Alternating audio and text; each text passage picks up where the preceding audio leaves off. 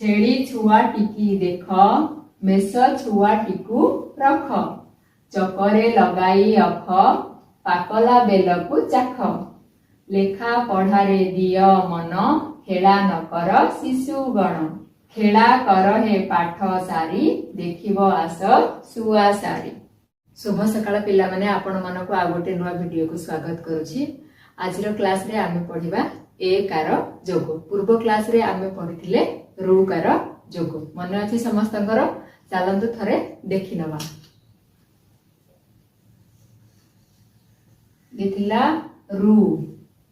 रुकार जोगर चिन्ह कि परिथिला एही परि।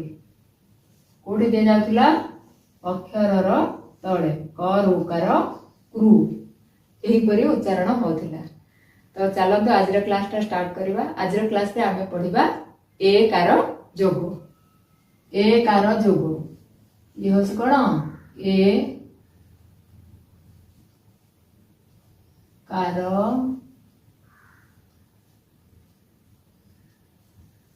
जोग। आर चिन्ह एहीपरि कोठी दबा अक्षरर बाम पट करी एटा होची क एकार एपरि दिया जाय। उच्चारण केमिति हेबो क एकार के।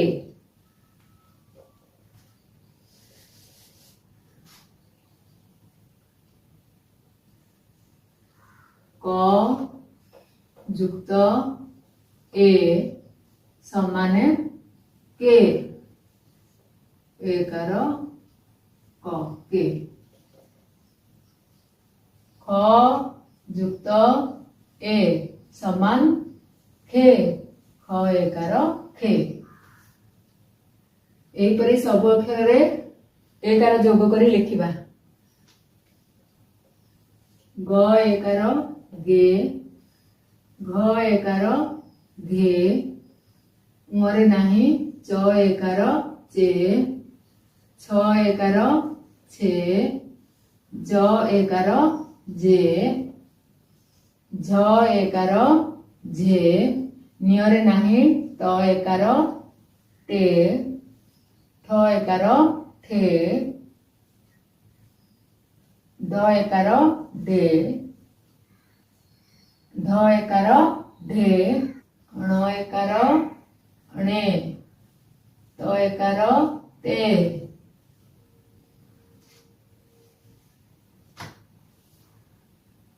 थ एकार थे, द एकार दे, ध एकार धे, न एकार ने, प एकार पे, फ एकार फे, ब एकार बे, भ एकार भे, म एकार मे, ज एकार जे, र एकार रे, ळ एकार ळे, तालवेश एकार से, मूर्धन्यस एकार से, दंतस एकार से, ह एकार हे,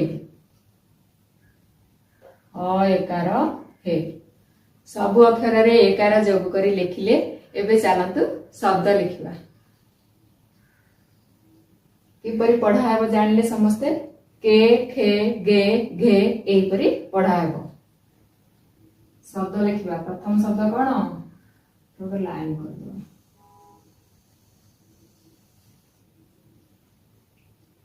प्रथम अक्षर प्रथम शब्द मेघ। म एकार मे घ मेघ। मेघ कौन सूर्यंक किरण रे समुद्र रु आउ भूमि ऊपर चारिआडू जलीय बाष्प ऊपर को जाय थाए। पानी ऊपर को उठी थाए। सेही जलीय बाष्प बहुत ऊपर को गले घनीभूत होई थाए, ठंडा होई थाए। ठंडा होई कि वर्षा हुए।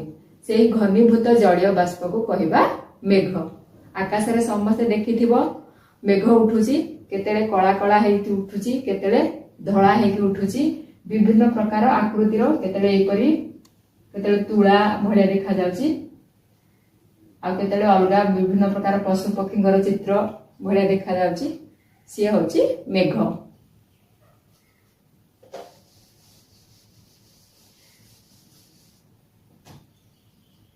ମେଘ ଜାଣିଲ। ଏବେ ଲେଖିବା ତାପର ଶବ୍ଦ ବେଶ।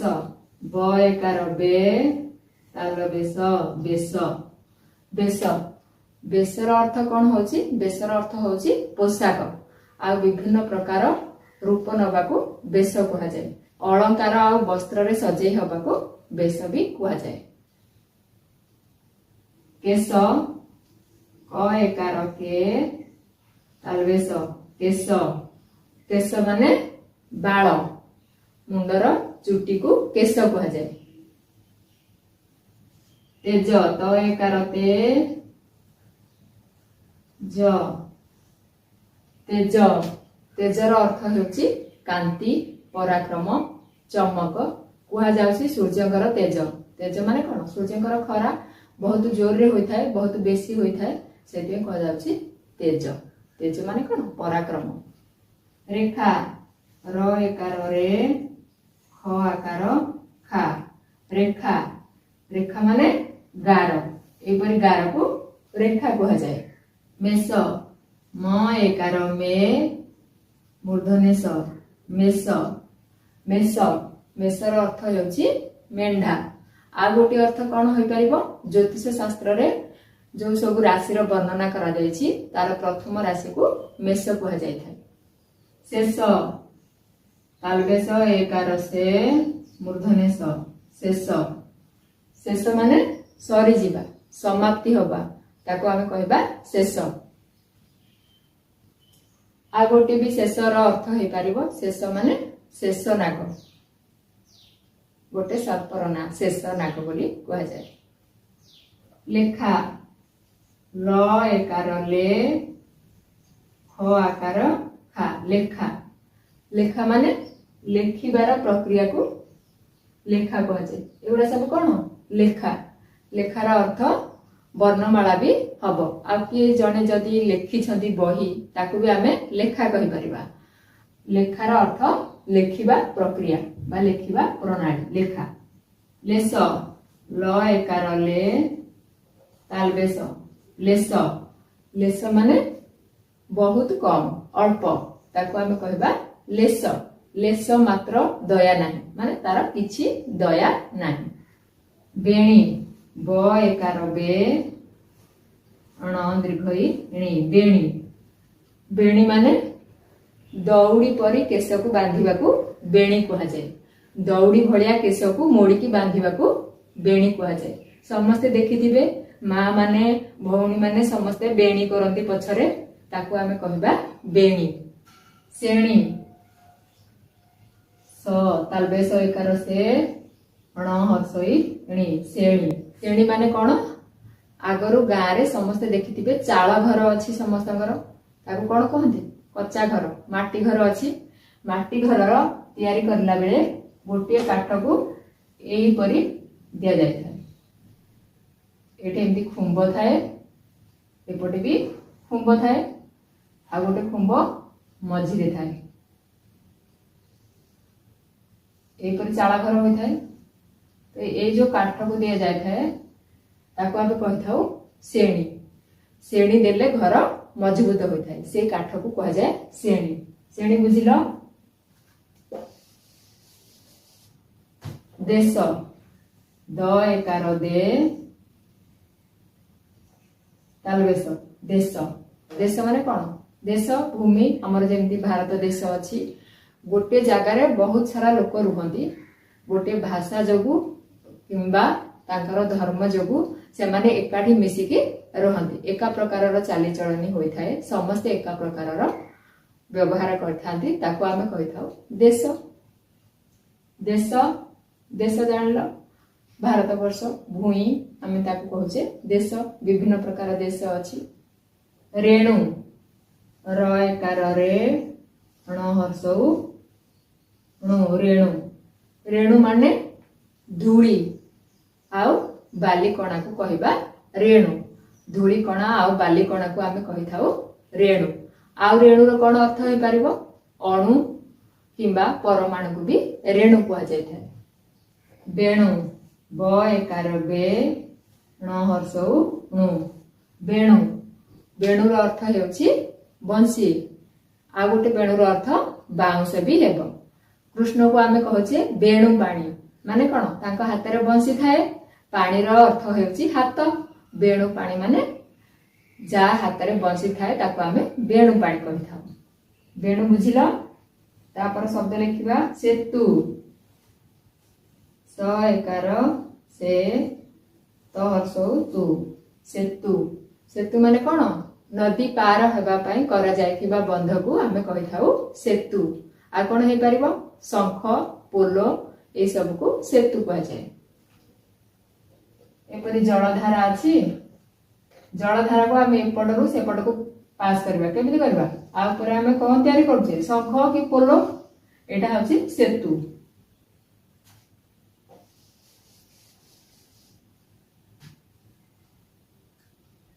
सेवा दंत स एकार से ब आकार बा सेवा सेवा माने कोन काहा को सहाय्य करबा काहा को उपासना करबा पूजा करबा सेटा को कहै जाय सेवा।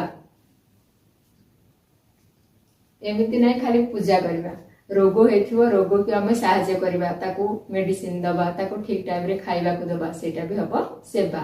कहै जाय सरकार आपन को समस्त प्रकार सेवा जोगै देउछन।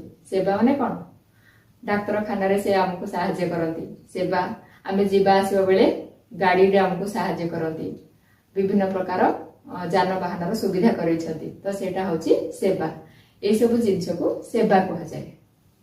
सेना दंत स एकार से न आकार ना सेना सेना माने कोन जानिछे समस्ते सेना माने होछथि सैन्य सामंत योद्धा दल आम देश को रक्षा करबा पाई एवं देश भितरे गंडगोल परिस्थिति हेले रक्षा करिया पाई जे योद्धा दल रुहंती ताकू कह जाय सेना। हेतु ह एकार हे त हर्ष तु हेतु हेतु माने कारण अभिप्राय आ प्रयोजन आपण काहे की एठी की आसीछंती कोन काम अछि की प्रयोजन अछि को हेतु आछंती कारण को हेतु कह जाय।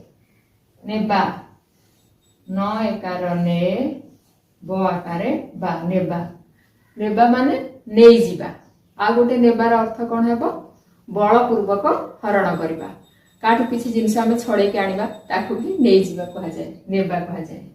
धेनु ध एकार धे न हर्ष नु धेनु धेनु माने गाय।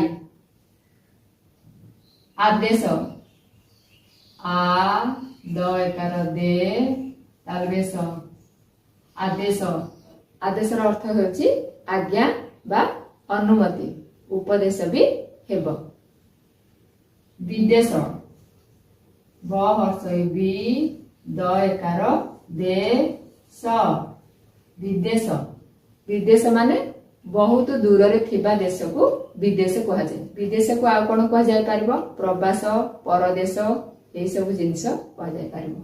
विदेश जानिलो तापर शब्द लिखिबा निषेध न हर्षइनी मूर्धन्य स एकार से ध निषेध निषेध माने कोनोसी कार्य करिबा को मना करिबा को निषेध कहंती। निषेध माने कोन मना करिबा बा को कार्य को मना करा जायछि।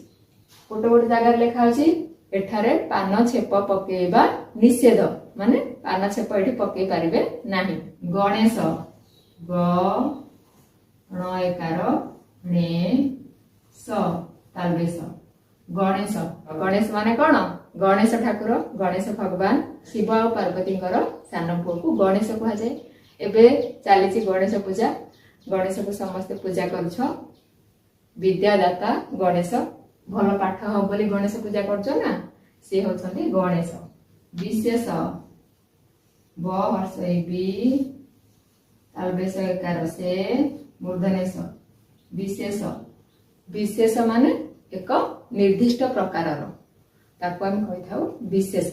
पिला माने आमे समस्ते एकार जोग करी अक्षर रे लिखिले एडी सब अक्षर रे लिखिले ଦୁଇ ଅକ୍ଷରର ଶବ୍ଦ ତିଆରି କରିଲେ, ତିନି ଅକ୍ଷରର ଶବ୍ଦ ଲେଖିଲେ ଆଉ ତାକୁ ବୁଝିବାକୁ ଚେଷ୍ଟା କରିଲେ।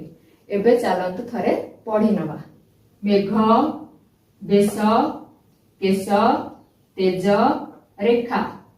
ମେଷ, ଶେଷ, ଲେଖା, ଲେଶ, ବେଣୀ।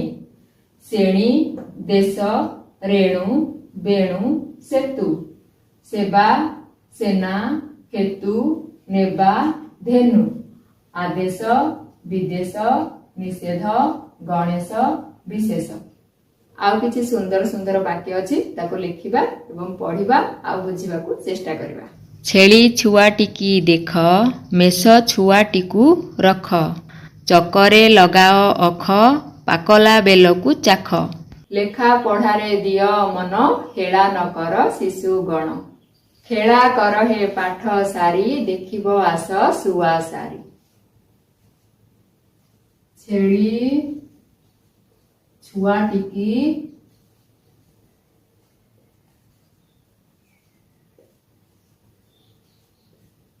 ଦେଖ। ଛେଳି ଛୁଆଟିକି ଦେଖ। ମ ଏକାରେ ମେ, ମୂର୍ଧନ୍ୟ ସ, ମେଷ ଛୁଆଟିକୁ ରଖ। ଛେଳି ଛୁଆଟିକି ଦେଖ, ମେଷ ଛୁଆଟିକୁ ରଖ। ଚକରେ ଲଗାଅ ଅଖ। ଚକରେ ଲ ଗରେ ଗା ଅ ଲଗାଅ ଅଖ। ପାକଲା ବେଲକୁ ଚାଖ। ପ ଆକାରେ ପା, କ ଲ ଆକାରେ ଲା, ପାକଲା ବେଲକୁ ଚାଖ। ଚ ଆକାରେ ଚା, ଖ, ପାକଲା ବେଲକୁ ଚାଖ। ଲେଖା ପଢ଼ାରେ ଦିଅ ମନ। ଲ ଏକାର ଲେ, ଖ ଆକାରେ ଖା, ଲେଖା ପଢ଼ାରେ ଦିଅ ମନ। ଦିଅ ମନ। ହେଳା ନ କର ଶିଶୁ ଗଣ। ହ ଏକାର ହେ, ଳ ଆକାରେ ଳା, ହେଳା ନ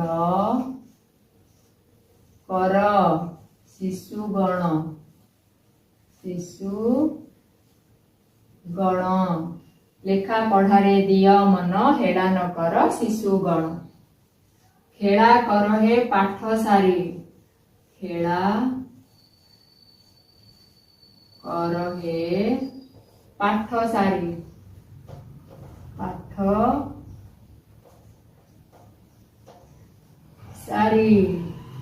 ଦେଖିବ ଆସ ଶୁଆ ସାରି। ଦ ଏକାର ଦେ, ଖ ହର୍ଷଇ ଖି, ବ ଦେଖିବ। ଆ ସ ଶୁଆ ସାରି। ସୁ ଆ ସା ରି। ବାକ୍ୟ ଗୁଡ଼ିକ ଉପଦେଶ ମୂଳକ ଆଉ ବହୁତ ସୁନ୍ଦର। ଚାଲନ୍ତୁ ପଢି ନେବା, ତାର ଅର୍ଥ ବୁଝିବା। ଛେଳି ଛୁଆଟିକି ଦେଖ। ଛେଳିର ଛୁଆଟିକୁ ଦେଖ। ମେଷ ଛୁଆଟିକୁ ରଖ। ମେଷ ମାନେ ମେଣ୍ଢା, ମେଣ୍ଢା ପିଲାଟାକୁ ରଖ। ଛୁଆ ମାନେ କଣ? ପିଲା। ଚକରେ ଲଗାଅ ଅଖ। ଚକରେ ଲଗାଅ ଅଖ। ଚକ ଅଖ ଆମେ ପଢିଥିଲେ, ମନେ ଅଛି? ଅ ବନା ଶବ୍ଦରେ ପଢିଥିଲେ। ଚକ କଣ ଅଖ କଣ ମୁଁ ଭଲରେ ବୁଝେଇଛି, ଦେଖିନେବେ। ଚକରେ ଲଗାଅ ଅଖ, ପାକଲା ବେଲକୁ ଚାଖ। ଚକ କେମିତି? ଏଠି ଦିଟା ଚକ ଅଛି, ଏମିତି ଯୋଡିବାକୁ ଗୋଟେ ବାଡି ଲାଗିଥାଏ, ତାକୁ କୁହାଯାଏ ଅଖ। ଗୋଟେ ମୋଟା କାଠ ଲାଗିଥାଏ, ସେଟାକୁ ଆମେ ଅଖ କହିଥାଉ। ଚକରେ ଲଗାଅ ଅଖ, ପାକଲା ବେଲକୁ ଚାଖ। ପାକଲା ମାନେ ପାଚିଲା, ପାଚିଲା ବେଲ। ବେଲ ହଉଛି ଗୋଟେ ଫଳ, ସମସ୍ତେ ଜାଣିଛ ବେଲ। ପାଚିଲା ବେଲକୁ ଚାଖ। ଚାଖ ମାନେ ଖାଅ, ଟେଷ୍ଟ କର। ଲେଖା ପଢାରେ ଦିଅ ମନ। ଲେଖା ପଢାରେ ପିଲାମାନଙ୍କର ପ୍ରଥମ କାମ କଣ? ପାଠ ପଢିବା, ଲେଖିବା। ଲେଖା ପଢାରେ ଦିଅ ମନ। ପିଲାମାନେ ସମସ୍ତେ କଣ କରୁଛନ୍ତି? ଗୋଟେ ଛାତ୍ର ଜୀବନ ବ୍ୟତୀତ କରୁଛନ୍ତି। ତାଙ୍କର ପ୍ରଥମ କାମ ହଉଛି ଲେଖା ପଢା କରିବା। ଲେଖା ପଢ଼ାରେ ଦିଅ ମନ। ପ୍ରଥମେ କଣ କରିବେ? ଲେଖା ପଢ଼ା କରିବେ। ହେଳା ନକର ଶିଶୁଗଣ। ହେଳା ନକର ମାନେ ଲେଖା ପଢ଼ା ପାଇଁ କେବେ ହେଲେ ପଛ ଘୁଞ୍ଚା ଦିଅ ନାହିଁ। ହେଳା ନକର ହେ ଶିଶୁଗଣ, ପିଲାମାନଙ୍କୁ କୁହାଯାଉଛି। ଶିଶୁଗଣ ମାନେ ଛୋଟ ପିଲାମାନଙ୍କୁ କୁହାଯାଉଛି। ଛୋଟ ପିଲାମାନଙ୍କୁ କୁହାଯାଉଛି ତୁମେ ସଦାବେଳେ ପାଠ ପଢ଼ାରେ ମନ ଦିଅ, ଆଉ କେବେ ହେଳା କର ନାହିଁ। ଯଦି ପାଠ ଭଲ କି ନ ପଢ଼ିବ ଆଗକୁ ତମକୁ ଅସୁବିଧା ହେବ, ସେଥିପାଇଁ କୁହାଯାଇଛି ହେଳା ନକର ଶିଶୁଗଣ। ଖେଳା କର ହେ ପାଠ ସାରି, ଦେଖିବ ଆସ ଶୁଆ ସାରି। ଖେଳା କର ହେ, ଖେଳ ମାନେ କଣ? ଖେଳ। ଖେଳ, ପାଠ ବି ପଢ, ତା ସାଙ୍ଗରେ ଖେଳକୁଦ ବି କର। ଖେଳକୁଦ କେତେବେଳେ କରିବ? ପାଠ ପଢି ସାରିଲା ପରେ। ଖେଳା କର ହେ ପାଠ ସାରି, ଖେଳକୁଦ ବି କରିବାକୁ କୁହାଯାଇଛି। କେତେବେଳେ? ପାଠ ପଢି ସାରିଲା ପରେ। ଖେଳା କର ହେ ପାଠ ସାରି, ପାଠ ପଢି ସାରିକି ଖେଳ। ଦେଖିବ ଆସ ଶୁଆ ସାରି। ପଦ ପଢିବା ପାଇଁ ଏମିତି ସୁନ୍ଦର ସୁନ୍ଦର ବାକ୍ୟ ଲେଖାଯାଇଛି। ଦେଖିବ ଆସ ଶୁଆ ସାରି, ଆସ ଦେଖିବ ଶୁଆ ସାରିକୁ। ଶୁଆ ସାରି ଜାଣିଛ, ପଞ୍ଜୁରୀ ଭିତରେ ରହୁଥିବା ଛୋଟ ଛୋଟ ପକ୍ଷୀ। ପଞ୍ଜୁରୀରେ ଆମେ ତାକୁ ଘରେ ଆଣିକି ରଖୁଛେ, ରାମ ନାମ ଶିଖଉଛେ। ଶୁଆ ସାରି, ଦେଖିବ ଆସ ଶୁଆ ସାରି। ଶୁଆ ସାରିକୁ ଦେଖିବ ଆସ। ପିଲାମାନେ, ଆଜିର କ୍ଲାସରେ ଆମେ ପଢିଲେ ଏକାର ଯୋଗ। ଏକାର ଯୋଗ କରି ଆମେ ଅକ୍ଷରରେ ଲେଖିଲେ, ତାକୁ ଉଚ୍ଚାରଣ କଲେ, ଆଉ ସୁନ୍ଦର ସୁନ୍ଦର ଶବ୍ଦ ଲେଖିଲେ, ସୁନ୍ଦର ସୁନ୍ଦର ବାକ୍ୟ ବି ଲେଖିଲେ, ତାକୁ ପଢିଲେ। ଆଜିର କ୍ଲାସଟାକୁ ଏଠି ରଖୁଛି।